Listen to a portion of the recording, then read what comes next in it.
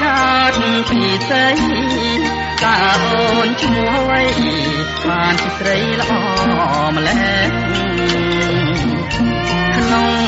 ទ្រូងរៀមធ្វើប្រាំងរានវៃរលែងព្រោះតែក្តីស្នេហាអូនណាយសូមអូនមេត្តាប្រាប់រៀមរាឲ្យបានដឹងផងអស់អោប្រលឹងមកសូមតាផងឲ្យបងអស់ផងតានេះ